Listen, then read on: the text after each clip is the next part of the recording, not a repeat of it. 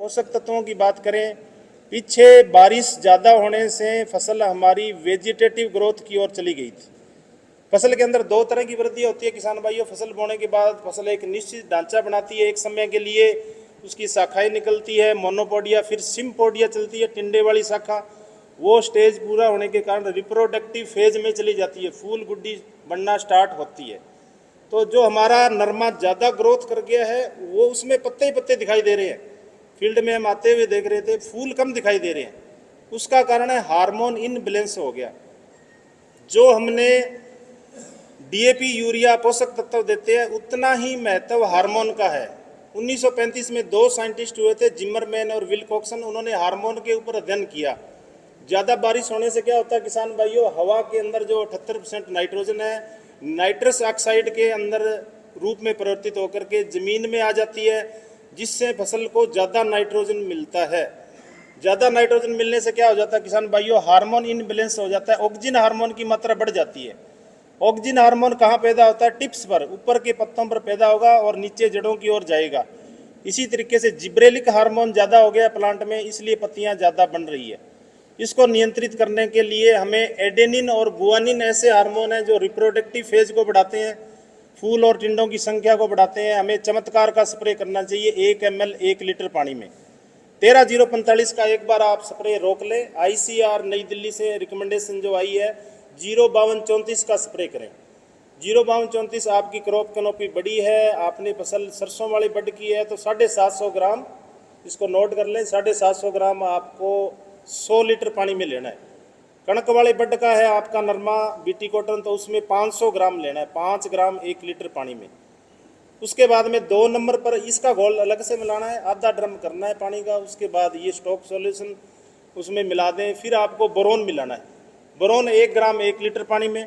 ज़मीन के अंदर बोरोन की भी जो सॉइल साइंटिस्ट बैठे हुए जब मिट्टी टेस्ट करते हैं तो बोरोन की कमी है, क्योंकि हम गोबर की खाद बहुत कम डाल रहे हैं। बोरोन क्या कम करता है किसान भाइयों, जो हमारी पराग नली है उसकी लंबाई को बढ़ा देता है। यदि हमें टिंडे का आकार बड़ा चाहिए तो बोरोन की स्प्रे हमें करनी पड़ेगी। फूलों की संख्या को भी ये बढ़ा देता है। इसके साथ साथ में बढ़े हुए हार्मोन को हमने नियंत्रित कैसे करना है, एडिनिन और गुआनिन के लिए चमत्कार मिलाना है आपने 1 ग्राम 1 लीटर पानी में। 100 लीटर पानी आपके पास 100 ml, न तो इससे कम न इससे ज़्यादा।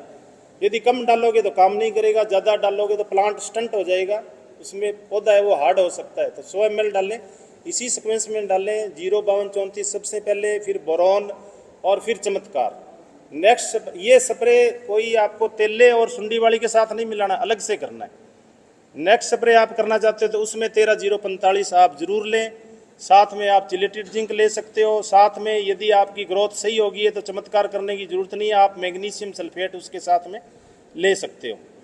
कई किसान भाई है जो 13-045 मिला लिया, उसमें मैग्नीशियम भी मिला लिया, उसमें बोरोन भी मिला लिया, उसमें चिलेटेड जिंक भी मिला लिया। ऐसा न करें, बोरोन को उसके साथ न मिलाएं, मैग्नीशियम के साथ। आपकी दवाई का घोल फट सकता है, नुकसान हो सकता है। ड्रम के हाथ लगाओ तो दवाई गर्म हो जाएगी, जो ढोल है वो गर्म हो जाएगा।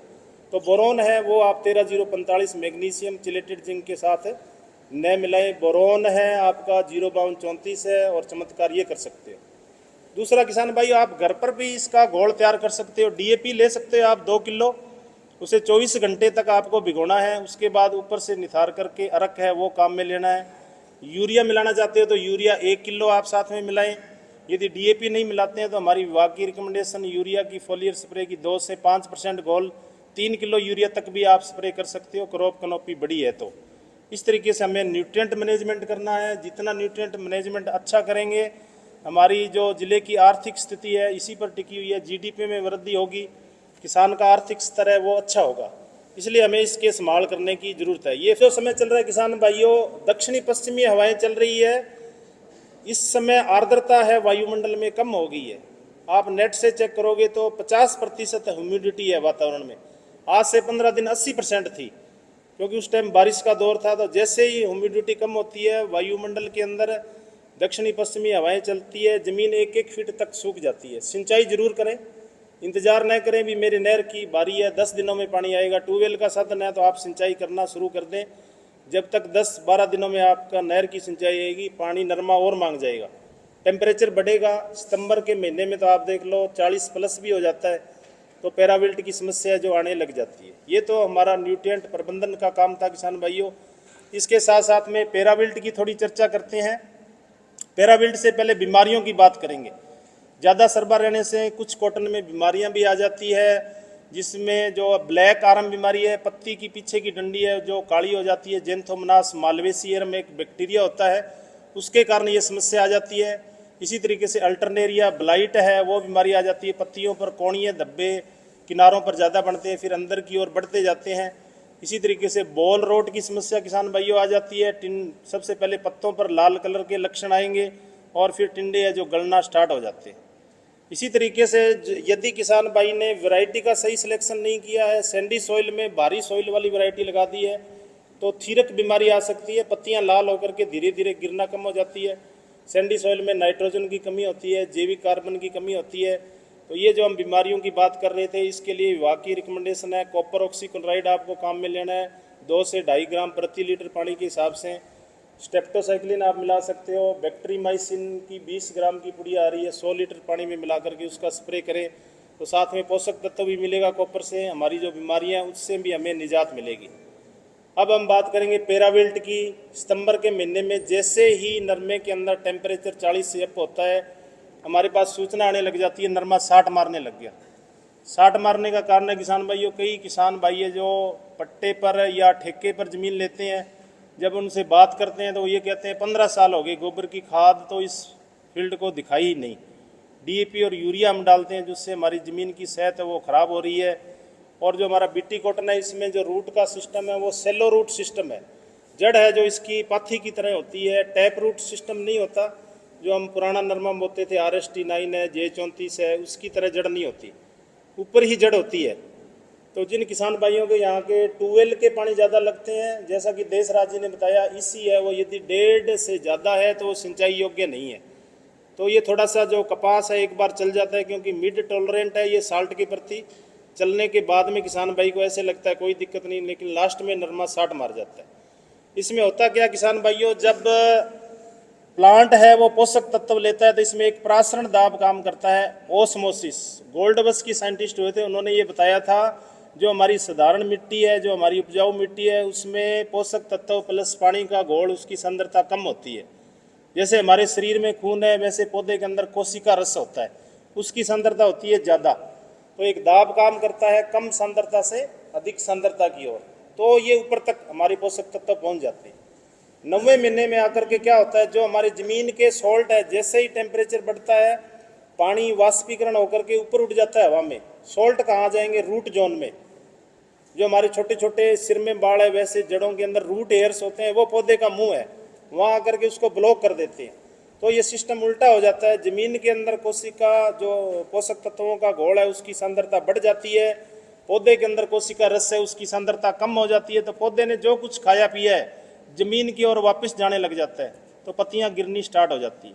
तो इसकी डेली मॉनिटरिंग करें। अगस्त के लास्ट में या सितंबर में जब भी खेत में हमें सिम्टम्स दिखाई दें, 4 पाई जितनी जगह 4 पौधे 5 पौधे पत्ते लाल हो रहे हैं, तो किसान भाइयों आप फर्टिलाइजर का नक्के के अंदर देसी जुगाड़ आप बना लो, एक ड्रम उसके अंदर 20 लगा लो। पोटास भी दें आप 10 किलो प्रति बीघा घोल के, क्योंकि अमेरिकन गाय की तरह जितनी आप खुराक दोगे उतने ही टिंडे ज़्यादा बढ़ेंगे। तो यूरिया लेना है किसान भाइयों, 15 किलो यूरिया और 2 किलो आपको सल्फर लेना है। 80% वाला WDG ले सकते हो, 90% वाला ले सकते हो। डीलर साहिबान यहाँ बैठे हैं, लिक्विड सल्फर है तो वो भी काम करेगा। 15 किलो आपको यूरिया 2 किलो सल्फर मिक्स करके और ड्रम में उसको नक्के में धीरे धीरे जाने दो। उसी तरीके से आप DAP का घोल, आपके पोटास का घोल भी दे सकते हो 10 किलो प्रति बीघा, क्वालिटी ज़्यादा आएगी पोटास से। पोटास 052 आता है, उसका स्प्रे भी आप कर सकते हो। उससे जो हमें फ़ायदा मिलेगा, क्या मिलेगा, पोटास है जो ट्रांसपोर्टेशन का काम करता है। पौधे के अंदर भोजन बनाने का काम पत्ती करती है, पत्ती ने जो भोजन बनाया है वो आगे ट्रांसपोर्ट का काम पोटास करेगी। यदि ज़मीन में पोटास की कमी है तो भी पैराविल्ट आ सकता है, इसलिए पोटास पर्याप्त मात्रा में ज़मीन में डालें। रोग प्रतिरोधक क्षमता पैदा करता है ये प्लांट के अंदर, लॉजिंग नहीं होने देता है, आपका जो रेशा है उसमें चमक पैदा करता है, पत्तियों के स्टोमेटा खुलने और बंद होने की प्रोसेस को नियंत्रित करता है, तिड़की नहीं पड़ने देता है कपास के अंदर। तो पोटास की पर्याप्त मात्रा रखें। तो इस तरीके से अपने मैनेजमेंट करेंगे तो पेराविल्ट के ऊपर भी हमें बहुत अच्छा नियंत्रण मिलेगा। ये बीटी कॉटन के बारे में सिंचाई का विशेष ध्यान रखें, मौसम की दशाएं देख करके उसके अनुकूल आप स्प्रे करें। स्प्रे वो सुबह और शाम के टाइम करें, दोपहर में स्प्रे न करें। हवा की गति यदि 10 किलोमीटर प्रति घंटा की रफ्तार से ज़्यादा है तो भी आप स्प्रे न करें। तो इस तरीके से हमने जो रिकमेंडेशन विभाग की थी आपको बता दी है। और साथ साथ में पेराविल्ट बढ़ने का कारण वाइट फ्लाई भी हो सकता है। अब जो वातावरण के अंदर नमी कम हो गई है और टेम्परेचर बढ़ रहा है तो वाइट फ्लाई की संख्या बढ़ रही है। रस चूसने कीड़े वालों में आपको थ्रिप्स के लिए अब स्प्रे नहीं करनी है। थ्रिप्स आपको खेत में कहीं दिखाई नहीं देगा। उसका कारण है कि गुलाबी सुंडी बढ़ी है और वाइट फ्लाई जैसे बढ़ेगा, या हरा तेला है, हरा तेला वाइट फ्लाई यदि दोनों आ रहे हैं तो किसान भाइयों वाइट फ्लाई के अंदर जो इसका अडल्ट है वो 20% नुकसान करता है। किसान भाइयों जो आपको आंखों से नहीं दिखाई देता, इसका निम्फ जो इसका बच्चा अवस्था है, जो शिशु अवस्था है, गोंद जैसी टिमकियाँ आपको पत्ते के पीछे दिखाई देगी। यदि आप माइक्रोस्कोप से देखोगे तो वो चलते हुए दिखाई देंगे, वो इसके बच्चे हैं। वो 80% नुकसान करते हैं। तो उसको नियंत्रित करने के लिए आप फ्लोनिकामाइड का स्प्रे कर सकते हो। पायरीप्रोक्सीफेन है जो लेनो दवाई है, वो बहुत अच्छी दवा है। 250 ml आपको इस्तेमाल करना है 100 लीटर पानी में। उसके आपको निम्फ के ऊपर बेहतर परिणाम मिलेंगे। यदि आपके खेत में हरा तेला और वाइट फ्लाई दोनों है तो फ्लोनिकामाइड जो उलाला दवाई आ रही है 50 ग्राम प्रति बीघा के हिसाब से 100 लीटर में आप मिला करके स्प्रे करते हो तो आपको बेहतर परिणाम मिलेंगे। इसके साथ साथ में हरे तेले का ध्यान रखें, ये पत्तियों का रस है वो ज़्यादा चूस लेता है, जिससे हमारे पत्ते हैं जो कमज़ोर हो जाते हैं।